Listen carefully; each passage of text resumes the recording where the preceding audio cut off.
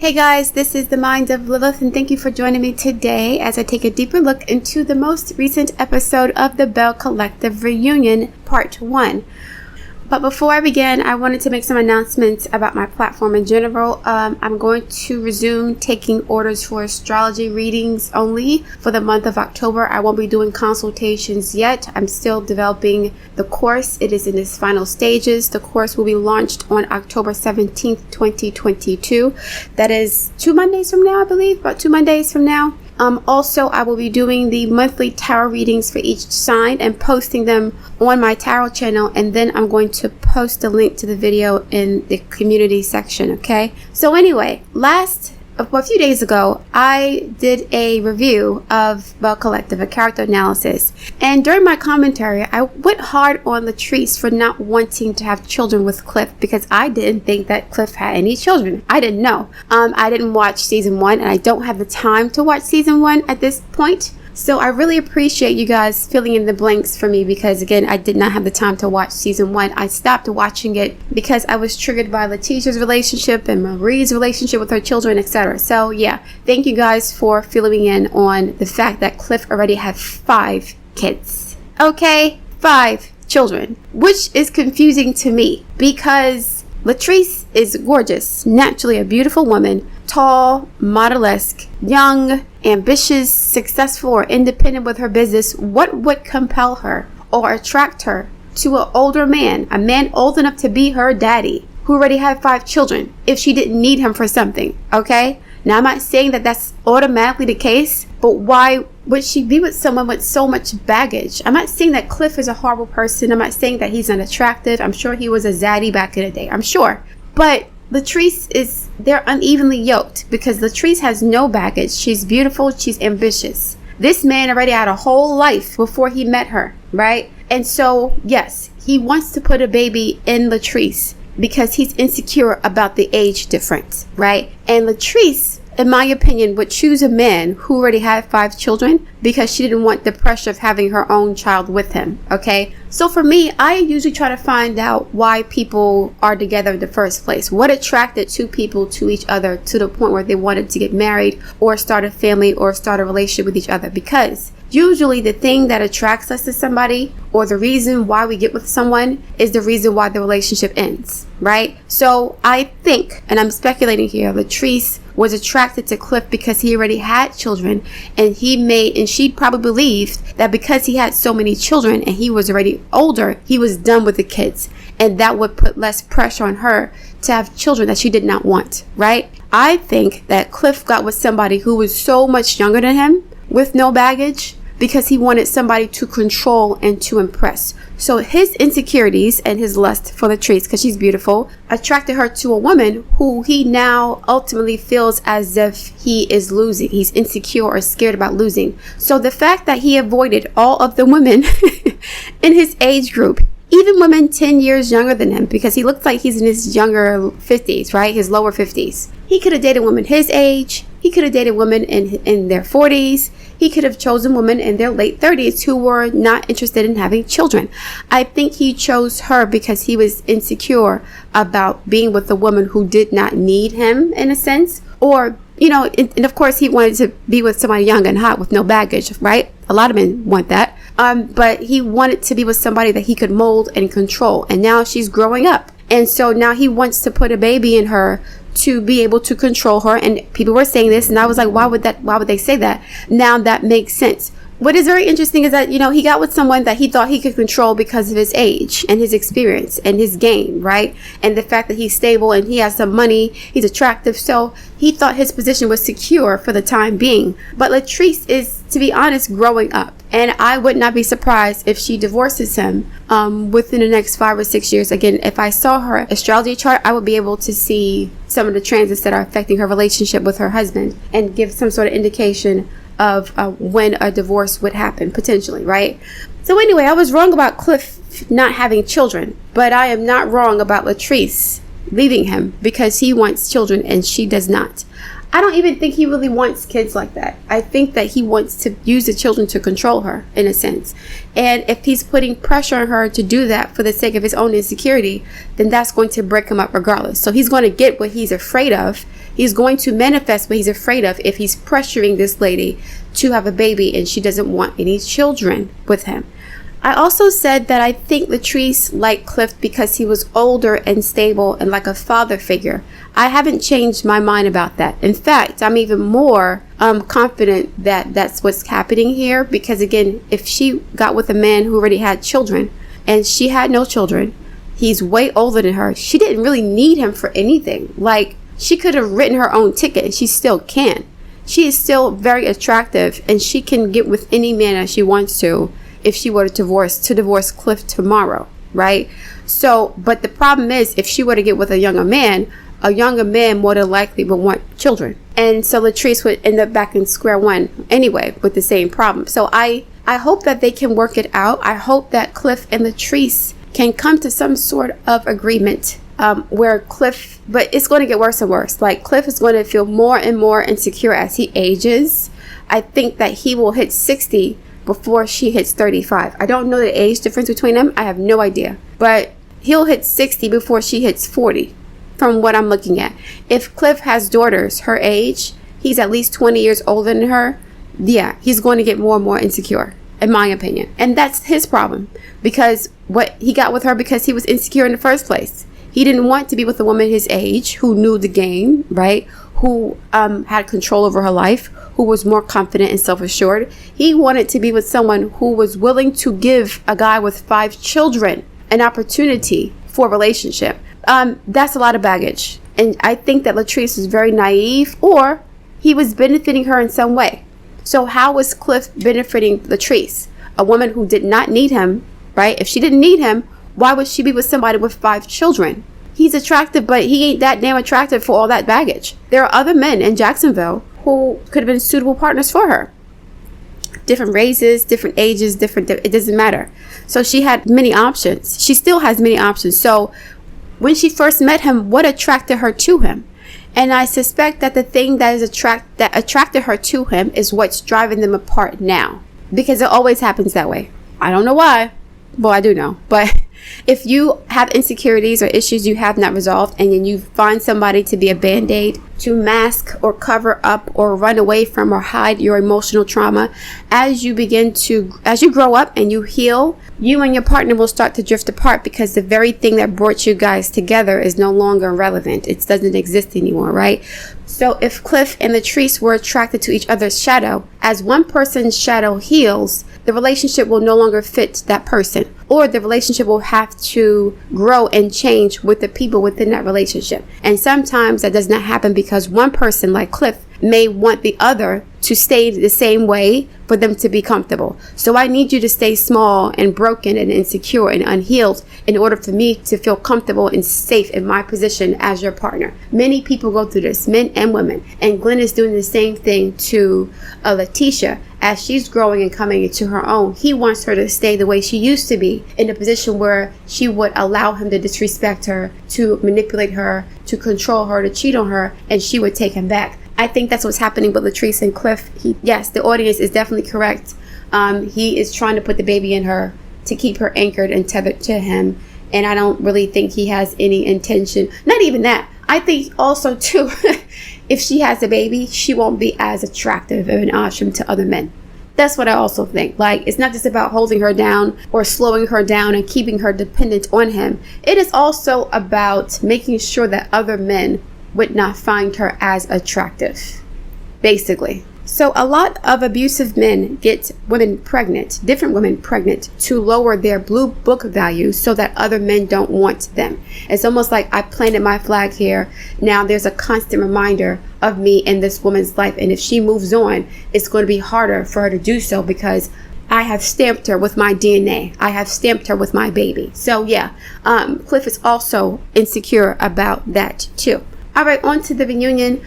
The women looked great. I especially liked Marie's hair. The other women, I felt like their hair was too heavy. I'm not against weaves or wigs, but too many women think that lots of hair automatically makes you more attractive, right?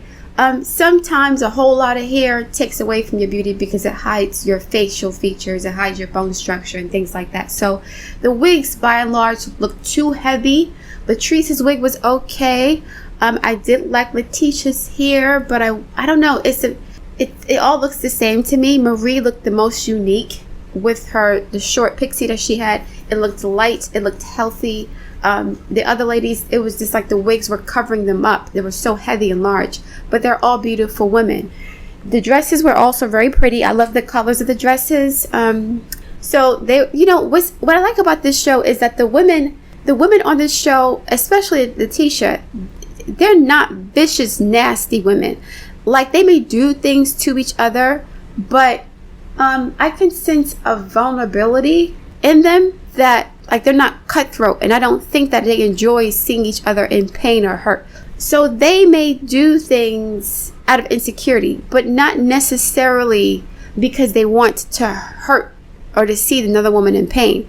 It's like, I'm going to lash out and say things about you because I'm afraid of you stepping on my toes, and I'm afraid of you showing me up. But it's not because I hate you and I want you to be destroyed and die. Like, that's not, I don't get that energy from these women, which is what I like about them. And they're very intelligent. They're great communicators. They're also very emotionally intelligent. All of these women on the show, the way they communicate to me shows that they can be vulnerable to each other. They don't have hatred or bitterness in their heart to that extent. So it's almost as if, like, they get attacked, they attack each other, they say things that are very disrespectful, but it's not to the point where they're going to fight each other physically. Like, I want to hurt you now. They'll just go back and forth with the verbal jabs, and that's it. And it's really interesting to see this. Like, I don't see hatred among these women. I just see, like, pettiness and cattiness. But what's weird is that they go back to, oh, it's all good, and then was it really all good? Like, what's happening? Like, I'm confused. Like, how are you guys saying these harsh, vicious things to each other? A few seconds later, you're laughing, and then it's all good, and then it's back to the same. I don't know. Are these issues being resolved? Are they downplaying them? Are they dismissing them? Are they not trying to play them up because they don't want to ruin the dynamic? Like, why are they arguing about the same thing, and then they smile in a minute later, and then it's like back to the same old mess? It's a very interesting dynamic. I'm not used to that. I'm used to, me personally, if something happens, I'm going to have an issue with you until that problem's resolved. And it's not like I'm going to hold a grudge on you and, like, hate you or whatever, try to destroy you. But we're not going to have a conversation about anything else until we fix the problem between us, because everything else we say or do afterwards is going to be contaminated with the energy of that offense or that gripe or that grudge that we have against each other. So I like to resolve things outright. Let's get to the bottom of it before we can move forward, okay? I'm not saying avoid it. I'm not saying use it to attack each other. I'm saying, like, if there's a problem and you have a problem with me and I have one with you, we're going to figure out why and how we can fix this and solve this problem together, so that whatever other interactions or correspondences or communications or relationship we have going forward is not going to be negatively affected by a misunderstanding that's small, and then it gets bigger and bigger, and then other issues are compiled on top of it because the initial problem was not solved. So I'm maybe, I don't know, what do you guys think about the way these women engage with each other? Like, they have beef, and then they say things that are disrespectful and harsh, and then a few minutes later it's like, oh, it's all good, and then they go back to the same problem again. It's interesting, that's all. There's no wrong or right way to do things. Everybody has their own way of managing issues and resolving conflict. But for me, I think it's best to address the root of the issue before you can do anything else with the person, because again, any subsequent interactions you have with this individual is going to be affected or influenced by the negative energy that you have between you because of unresolved problems. So it's like one little problem turns into a freaking cancer that has completely destroyed your relationship because you no longer trust each other. That's what I believe is happening with Latrice and Marie. Whatever issue they have between them is not resolved by just a simple conversation. Now, it did seem as if Latrice conspired with somebody to try to sabotage Marie's business. That's foul. I'm not going to act fake nice with you after you do that. Like, if she did do that, or if she was part of a scheme to mar someone's reputation in their business, I can't be cool with you like that. You messing with my money. Like, what is happening between those two? I don't know. I didn't watch season 1. Fill me in. Why do you think Latrice would try to sabotage Marie's business unless she felt as if Marie was trying to embarrass her on TV by saying that the hair that she bought was not the hair that she received. It's almost like, okay, I'm going to put a black eye on your business because you try to put a black eye on mine. I can see Marie low-key trying to sabotage Latisha's business, because we saw the way that she basically sabotaged Latisha's brunch event, who was supposed to be a good friend, and then she threw her own situations and it was all about her. So there's bad blood between them, because I don't think Marie likes to compete. I really don't. I think that, and I said this before, once Latisha comes into her own, her and Marie are going to lock horns even more,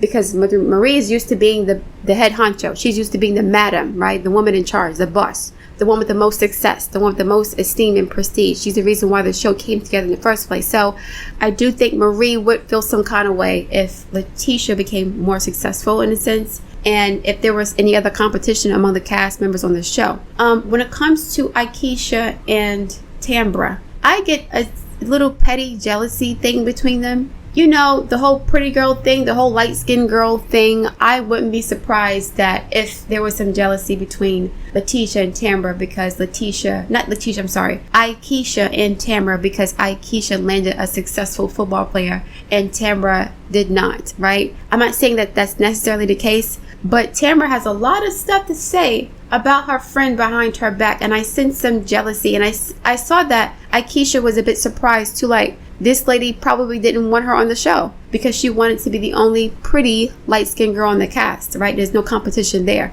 To be honest, I don't think that Tambra or Aikisha are the prettiest ones on the cast. I think all the women are beautiful in their own right. But I do think that perhaps Tambra could have been a little bit intimidated by having someone who's also quote-unquote pretty or light-skinned on the cast, and she was the only one at that point. Latisha is not that. She's not light-skinned. Marie is not light-skinned. Who else? So Gucci is not light skinned. She's like brown skin. None of them are dark skinned. Most of them are like mocha medium brown. It's really disgusting, but it is what it is. So I do think that Tambra at some point tried to sabotage or throw salt and shade. It's almost like this, right? Suppose you had a friend who was working at a job, right? And your friend did not want you to get that job, but they'll act like it because there's no reason for them not to want to help you, right? If they're your friend, why wouldn't you want to help your friend get this job? So instead of your friend telling you to your face that they don't want you to get the job, they'll tell your boss or the other employees that, yeah, watch out for this girl because so and so and so forth.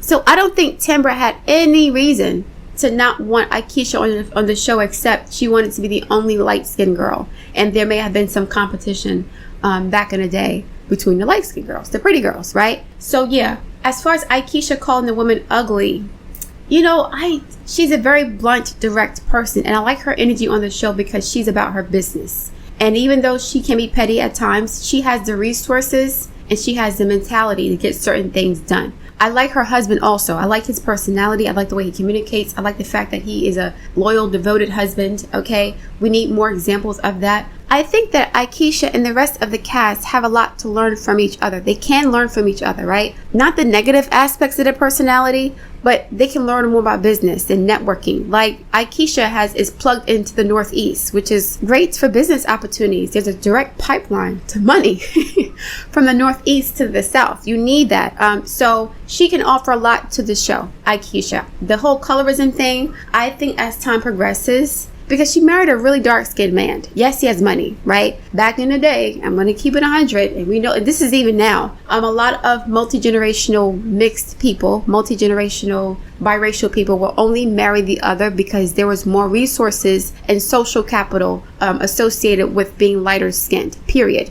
It was rare for multi-generational mixed or biracial people to be with darker skinned people unless those darker skinned men had resources, had money, right? The fact that Aikisha got with a darker skinned man who has money is not a surprise to me, but nevertheless, she can be an asset to what they're trying to build. She can be an ally or an asset to what the women in Jacksonville are trying to do as far as business. I don't think that's a bad thing at all. And her family already has the land, okay? When it comes to Marie didn't really talk much about herself. It was just about, you know, she looks like she got a nose job. She may get another one because it doesn't look even.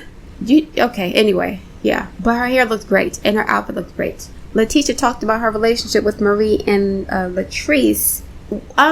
Latrice is so much younger than Marie and Latisha. I don't know. Well, I don't know. I don't know how old Marie is. I have no idea. But she's so much younger than them. I guess it's a business relationship, because I don't know what they would have in common and why they would come together like that. And I do agree with Latisha that hopefully they can come together and stop arguing over petty nonsense, because it's only going to get worse. And Jackson, Mississippi is small. They're going to need each other at some point for something. I just think that Marie doesn't like the competition, because Latrice has a beauty supply store, and I think Marie is going in that direction too. So it's like competition. It's petty and irritating, but that's the nature of business. Men do the same thing. You kind of got to be cutthroat sometimes to make sure you make it to the top. It is what it is. In my last commentary, I forgot to mention that I did not like the name of Latrice's beauty supply store. And I didn't like it, not because I'm hating on her and I want her to fail, because I don't like the idea of goddess being associated with Malaysian bundles. Like, you can only feel like a goddess or be a goddess if you have this hair helmet on your head that is made of someone else's hair that does not resemble your own texture. You can only be a goddess if you have bundles down your back. I don't like that language. I'm not saying she's a bad businesswoman. I'm not saying that she should change her business name for me. No, I'm saying that when I heard the name Goddess Wigs and I saw the bundles, right, the Malaysian hair, the wigs and things like that, I got a little triggered, because we in our community, there's a self-hate issue when it comes to our features, when it comes to our complexion, when it comes to our hair, when it comes to our bodies. There's a lot of self-hatred, and I feel like that language and messaging is not helping. You know, I'm only a goddess and I only feel attractive when I have this wig on my hair. My natural beauty is not enough, and I don't like that messaging. Now, I wear wigs myself, right? Wigs are a part of our culture. We have been wearing wigs for thousands of years. It's not that. I just think the language and the optics of it, like, you can only be a goddess with the straight wig, long hair down your back. It's all, and they all look the same too.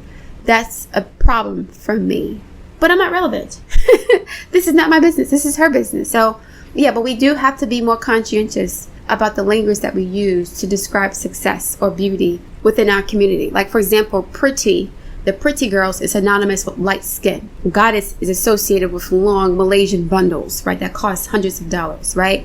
Or thousands of dollars even. So, yeah, the fact that so many of us are willing to spend so much money on our hair, to me, feels like we think that we're worth more, we're more expensive, right? Our hair makes us more valuable. So if I spend $5,000 on my hair, that means that I'm more worthy or more valuable on the sexual marketplace to men. And again, I don't like that optics in the language and the messaging.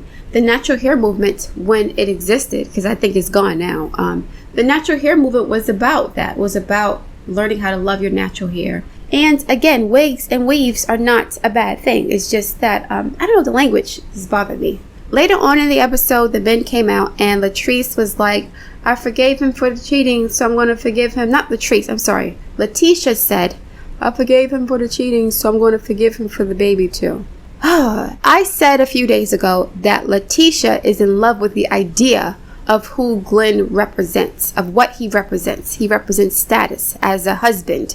So if he is a husband, she's automatically put on a pedestal with him as a wife, because in that community, marriage is something that is revered and respected, which is not a bad thing, right? Inherently, it's not a bad thing. Marriage is not inherently a bad thing. But it is troublesome, in my opinion, that paternity tests are now synonymous with our culture. Like, there's so much sexual irresponsibility in our community between the men and the women that on every damn show, we seem to need a paternity test. Most shows that focus on black people, reality shows, there's some sort of paternity or baby thing. Oops, baby. Because a lot of the men and the women, but mainly the men in our community, are freaking responsible when it comes to who they have sex with. If you're going to cheat, at the very least, cheat with a condom or use protection. So Glenn was like, this is the only time I ever cheated on my wife. I don't believe that for a hot second. Most of the time, men don't get caught the first time they cheat. And they don't get caught the first time they cheat because the wife isn't suspecting it. The wife trusts the husband, so he can do what he wants. She's not going to question him. She's not going to look at his phone because he doesn't have a history of doing it. So he can get away with it in the beginning because his wife ain't checking for it. As soon as the wife becomes aware of the cheating, then they get caught. Then they get caught more. Just because this is the first time Latrice caught her husband cheating does not mean it's the first time he cheated. Just like with Martell and Melody, the first time she caught him cheating wasn't the first time that he cheated. He had been cheating for 2 years with the same woman prior to her finding out the first time. Most of these men only get caught when they get sloppy and comfortable because the wife wasn't really checking for it in the beginning. Especially if she was married to him for 4 and 5 years, nothing ever popped up, there was no reason to be suspicious, she's going to give him a lot of freedom. As soon as the wife finds out about the infidelity, she's now a lot more aware of the possibility of him cheating, so he's going to get caught a whole lot more. It's as simple as that. I really hope that this baby does not belong to Latisha's husband, because I know she's going to stay. I know she's going to stay, and he's going to continue to do what he's been doing before she found out and after she found out. Why would Glenn change? He didn't pay for what he did. There was no consequences here. So now he's going to be rewarded with a whole new baby mama that he can smash periodically, that he can add to the harem, because I got a baby by her, I gotta go see her.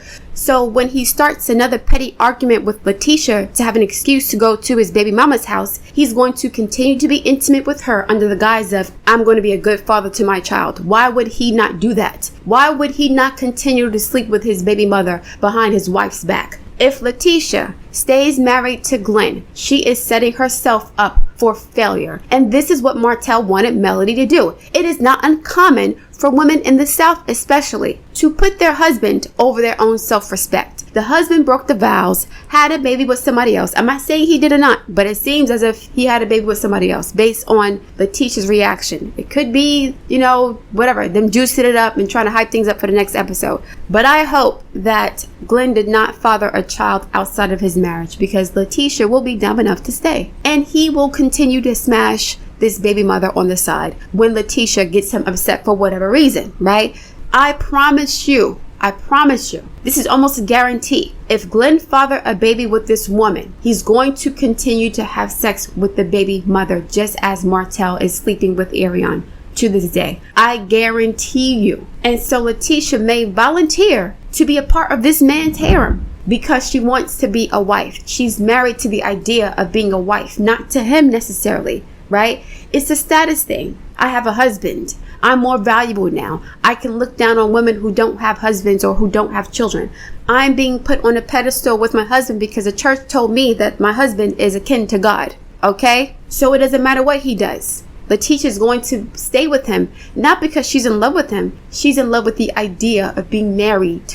Okay? She loves what Glenn represents. She loves the fact that other women want what she has, right? They're women in his DMs. He's handsome as hell. He looks like Little Boosie. I'm not saying he's unattractive, but he looks like Little Boosie. He's not all that, okay? But because other women want him, now she wants to hold on to him more, because not only is she the wife, she's the wife of a man who other women want. She's the wife of a man who's very desirable. And he chose me. He chose me over all these other peons, these other women out here who are trifling and desperate enough to try to seduce a married man. Which it is, and he's going to disrespect her and not value their marriage and play into the games. He knows what these women are trying to do, and he wants them to do it. He wants to be seduced away from his wife to have an excuse to cheat. And then he can blame him being a man. He can blame her for not paying enough attention to him. He can blame his depression or his loneliness. He can blame social media, right? He can do everything but be responsible. So yes, he is going to encourage women to send him pictures of their breasts. He's going to encourage women to try to seduce him from his wife. That's what he wants,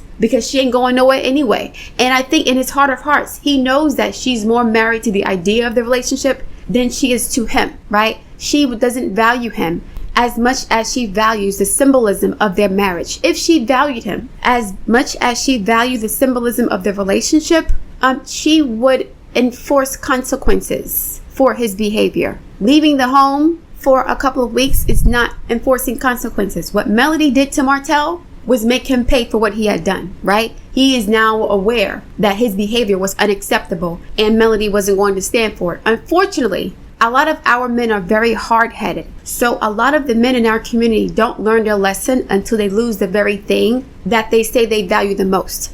If Melody were to stay with Martell, he would have continued to cheat on her. He had no intention of stopping. So in order for him to learn that that was not the way to be in a relationship, he had to lose the thing he valued the most. He had to lose his family and his reputation and his esteem and his money because he valued the streets and what the streets represented. Freedom, lack of responsibility, lack of accountability, disrespect. There's no discipline. You can do whatever you want to do and not be held accountable to anything. He was more attracted to and invested in that lifestyle than he was in his relationship with his wife and family, who he said he valued. A lot of men are like this. They want a woman at home to give them security, to give them sex, to give them food, and take care of them. But they really want to be in the streets running wild like a pack of animals. That's why they call each other dogs and wolves, because this is the way they think. But anyway, one more thought. I was going to mention this a couple days ago. I could see in Latrice and Cliff's relationship that she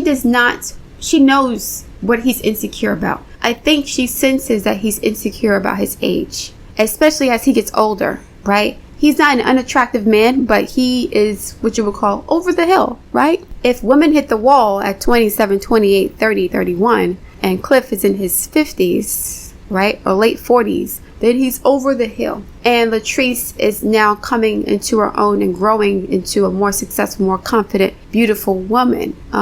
She knows that bothers him. I don't think she wants to trigger that insecurity in him because it hurts. He can't help the fact that he's aging. Yes, he should have known better than to get with someone who's young enough to be his daughter, but he did that because of his own insecurities. And Latrice married him because of her insecurities about children and being abandoned. So you have two people with abandonment issues married to each other, but their abandonment issues manifest differently, right? Latrice does not want children because she feels as if that will make her less attractive to Cliff and he will abandon her because of that, potentially. And Cliff wants Latrice to have children because he's afraid that she's going to abandon him if she becomes too successful and she won't need him anymore. So two people with the same demons are attracted to each other. So it's not just about the money. It wasn't just about the looks. It was the fact that energetically their frequencies aligned because they were both deeply insecure about being abandoned by their partner for whatever reason, right? Latrice talked about her situation in her past. I don't know what Cliff's issue is and why he's doing what he's doing and why he has 5 children. I don't know if he was married before. You guys fill me in, okay? But their abandonment issues brought them together. And as one of them heals those issues, the other, if they haven't resolved their own issues, will feel more and more isolated and insecure about being abandoned. If Latrice grows up and she heals and she figures out what her problems are and she deals with her abandonment anxiety and her insecurities about not having a father because she realizes that she can be the protection and provision for herself, right? That's not something that she needs to rely on externally. Cliff may try to force her back into that box where she's needy and dependent on him. And the baby is the quickest way to do that. It's the most successful way of doing that.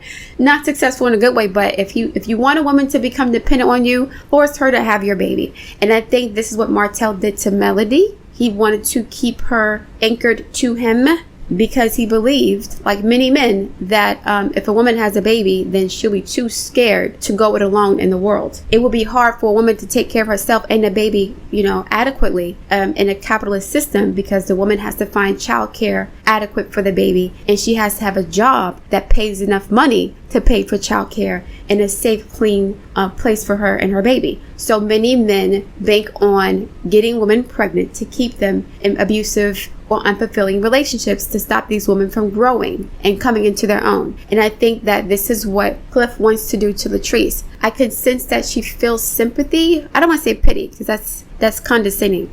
She sympathizes with him because she can see that he's aging and he knows he's aging, and they both know that she's still very attractive and she's going to become more successful. That's her goal. That's what she wants to do in life. She would have sympathy for him if she understood why he wanted to have a baby so quickly. Sympathy doesn't mean that she condones his behavior and is okay with it. No, but she understands that his deep insecurities about his age, perhaps, and about her success is making him afraid of losing her. And if she loves him, she doesn't want him to feel afraid of losing her, right? I can see that in their dynamic, that she does love him and she doesn't want him to be scared of losing her. But I think that that's not a good reason to stay with somebody, like out of sympathy for them. I'm not saying that that's the only reason she's with him, but as she gets older, and I could see her outgrowing the relationship. And it's not because he's a bad guy. It's not because he's abusing her per se, but because she probably got with him before she even knew who she was. Especially if he had 5 damn kids already. Like, that's a lot. You know what's interesting? Martell has 5 kids and he's talking about getting married again. It's not hard for these men to find wives. It really isn't. It is not hard for these men to find young, beautiful women who are willing to take on the burden and the responsibility of taking care of someone else's children, five children. It's not hard at all. Like, Latrice, to me, reminds me of Melody to an extent. Martell would be looking for a woman like Latrice, like really attractive, ambitious about her business, and willing to take care of 5 kids. But she doesn't want to be a housewife. That's the problem that he has. So he would find a young, beautiful woman like her with her own bag and then try to force her to be a Stepford wife and a Stepford mother, because her being out in the world makes him insecure because she can't dote on him the way that he needs her to feel like a man. Latrice is married to her business. That's her partner. That's her life partner. She's married to Cliff too, but she was about this business life apparently before she even met him. So she's married to the idea of her success more than she's married to the idea of being married to a spouse. And Martell may want someone who is just like Mel. But women just like Mel, they're not going to sacrifice their career for a man or for their children. It's not happening. So yeah, it's a catch-22. Anyway, I'm going to leave it there. Once again, I'm going to reopen the website, reopen the order form to accept orders for astrology readings. I still do tarot readings as well. I'm not going to be doing consultations for the next several weeks because I'm still in the last stages of developing the course, which will be published on October 17th, 2022. I'm going to start marketing the course next week and putting together some of the package for it so that you guys get an idea of what's going to be offered in the course. This is an introductory course. I'm in the process of developing several other courses. So when I was working on this one, there was so much information that I really had to boil it down into a simple introductory course. I have enough content from the research for this course to develop 2 more subsequent courses, right? So I'm going to start developing those courses, the subsequent courses, as soon as I publish this introductory course on the 17th. All right, guys, again, I look forward to reading your comments. Please like, share, and subscribe. Thank you for your support. I will speak to you soon.